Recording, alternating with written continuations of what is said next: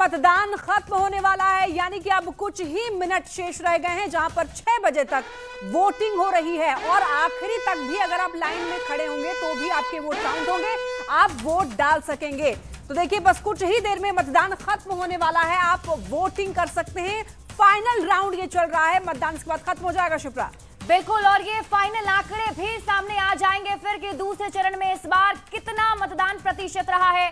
और देखिए, अभी भी वोटिंग के लिए समय थोड़ा बाकी है, तो आप अगर अभी भी कतार में खड़े हैं तो आप अपना वोट डाल सकते हैं। तो अंतिम चरण में अब ये दौर पहुंच चुका है लक्ष्मी, और इंतजार दूसरे चरण के। बिल्कुल, और देखिए मतदान खत्म हो चुका है। 122 सीट पर मतदान का समय अब खत्म हो चुका है। प्रत्याशियों की किस्मत अब ईवीएम में देखिए क्या हो चुकी है।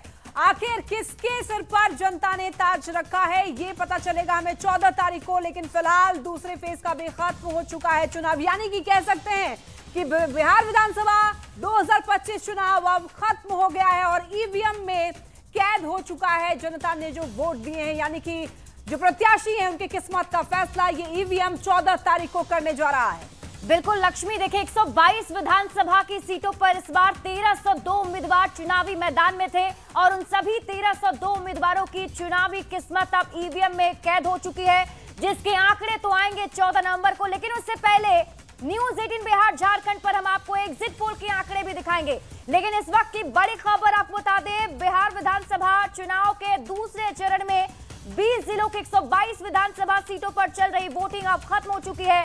प्रत्याशियों की किस्मत ईवीएम में कैद हो चुकी है और दूसरे चरण में देखिए बम्पर मतदान हुआ है और मतदान के सारे रिकॉर्ड टूट चुके हैं।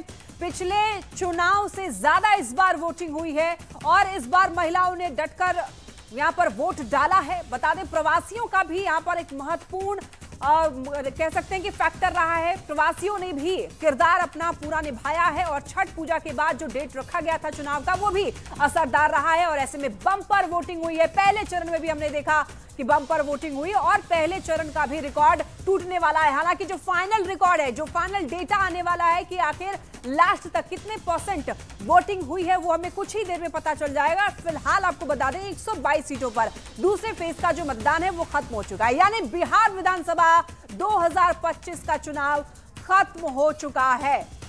तो चलिए सीधे आपको लिए चलते हैं, हमारे साथ वरिष्ठ पत्रकार अभिरंजन जी जुड़े हुए हैं, उनका रुख करेंगे। अभिरंजन जी, देखिए अब मतदान की प्रक्रिया खत्म हो चुकी है, फाइनल आंकड़े का इंतजार तो हम कर ही रहे हैं, लेकिन ये उम्मीद जरूर है कि दूसरे चरण के मतदान में जो रिकॉर्ड है मतदान प्रतिशत के, वो जरूर टूटेंगे।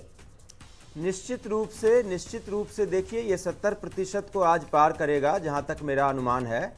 और अभी भी लाइन में जो लोग खड़े होंगे वो डाल पाएंगे। इसीलिए चुनाव आयोग की आचार संहिता होती है कि मतदान खत्म होने के समय के आधे घंटे बाद तक भी हम उस तरह से बहुत चीज़ें डिस्क्लोज नहीं कर सकते हैं। लेकिन कुछ इंडिकेटर्स अब मैं आपको ज़रूर बता सकता हूं, क्योंकि समय खत्म हो चुका है। देखिए, इस चुनाव में कई सारी चीज़ें हुई हैं। केवल ये नहीं हुआ है कि महिलाओं ने लंबी लंबी कतारों में खड़े होकर वोटिंग की है, केवल युवाओं ने बहुत ज़्यादा उत्साह दिखाया है, केवल प्रवासी लोग जो है वो आकर जो है उन्होंने बिहार में अपना वोट डाला है।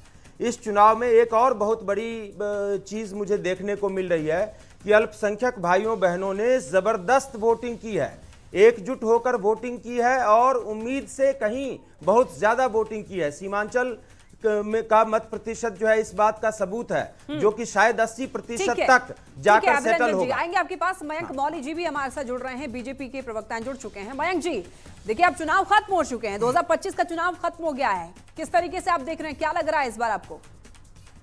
देखिए, बिहार का चुनाव जो है फाइनली 2025 का चुनावी समर अब खत्म हो चुका और जनता ने जो कहिए उत्साह जताया है, जो हम जो मत प्रतिशत जो देख पा रहे हैं, जिस कदर कहिए उत्साह दिखा, और विशेषकर आपके स्क्रीन पे जो महिलाओं की लंबी कतारें सुबह से लेकर शाम तक दिखाई दी, वो इस बात का द्योतक है कि बिहार में कहिए कि जागरूक मतदाताओं ने एक बार फिर से डेवलपमेंट को चुना है। और जैसे महिलाएं जो हैं वो कथित तौर पे जानी जाती हैं, एनडीए को लेकर के उनका झुकान और रुझान हमेशा देखा गया। माननीय मुख्यमंत्री जी की कोर वोटर्स भी मानी गई हैं और लगभग पिछला चुनाव अगर हम देखें तो 125 सीटों पे लगभग महिला वोटरों ने कहिए कि प्रभावित किया था विगत उस चुनाव को।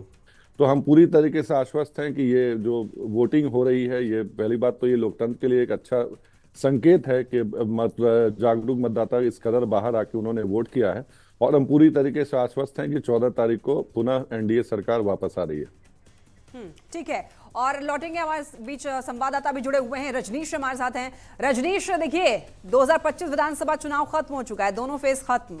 आप बूथ स्तर पर रहे, आपको क्या लगा इस बार, किस तरफ हवा थी, क्या आपने इस बार देखा जाना? बिल्कुल, देखिए पहले और दूसरे चरण में बहुत अंतर नहीं दिखा। अगर अंतर दिखा है तो वोटिंग परसेंटेज का और वोटरों का उत्साह का। तो अगर सबसे बड़ी बात करेंगे आधी आबादी की, तो आधी आबादी ने कुल मिलाकर ये माना है कि जो मुख्यमंत्री रोजगार योजना है, 10,000 रुपये जो अभी खाते में सबको मिले हैं, लगभग 1,30,00,000 जीविका दीदी के खाते में जो 10,000 रुपये की राशि मिली है, तो कहीं ना कहीं इसका एक एडवांटेज मिलता हुआ दिख रहा है। वोटर जो हैं दबी जुबान से ये कहते हुए नजर आ रहे हैं कि जो हैं वही रहेंगे।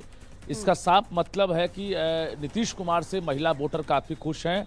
कई ऐसे विधानसभा में हम लगातार आज खासकर मधुबनी की बात करेंगे, हम खजौली पहुँचे, बेनीपट्टी पहुँचे, मधुबनी शहर में पहुँचे, तो तमाम जगहों पर शहरी वोटर या ग्रामीण वोटर उनमें। और रजनीश, क्या आपको महिलाओं के अलावा कोई ऐसे बड़े फैक्टर जमीन पर दिखाई दिए जिसको समझ सकते हैं आप, जिसको जानकर कि हाँ इस बार उनके बेस पर कोई भी जो चुनाव जीत रहा है वो जीतेगा? देखिए, चलिए रजनीश के पास हम वापस लौटेंगे और इसे अच्छे तरीके से समझने की कोशिश भी करेंगे, क्योंकि ग्राउंड जीरो पर मौजूद थे तो बढ़िया से भाप पा रहे होंगे। हमारे साथ आरजेडी के प्रवक्ता दिनेश पाल जी लगातार बने हुए हैं। दिनेश पाल जी, इससे पहले भी हमारे सहयोगी संतोष ने आपसे आंकड़े पूछे थे, नंबर्स पूछा था कि क्या लगता है इस बार कितने नंबर्स आप लोग एक्सपेक्ट कर रहे हैं। तो अगर मैं आपसे पूछूं तो क्या अब फीडबैक समझ में आ पा रहा है कि क्या एग्जैक्ट नंबर हो सकता है महागठबंधन का? 2/3 बहुमत के साथ हम लोग सरकार बनाएंगे 18 तारीख को। ऐसी हम लोग की संभावना दिख रही है, जिस तरह से वोट प्रतिशत बढ़ते जा रहा है और जिस तरह से हम लोग को क्षेत्रों से फीडबैक मिल रहा है। ये भी माना जा रहा है कि महिला मतदाता तो ज्यादा संख्या में आई और उन्होंने वोट किया, प्रवासी मजदूर भी रुके थे, उन्होंने भी वोट किया। ये भी कहा जा रहा है कि सीमांचल के इलाकों में ज्यादा वोटिंग हुई है और जो मुस्लिम मतदाता हैं वो काफी ज्यादा उभर कर सामने आए हैं, एकजुट होकर वोट किए हैं।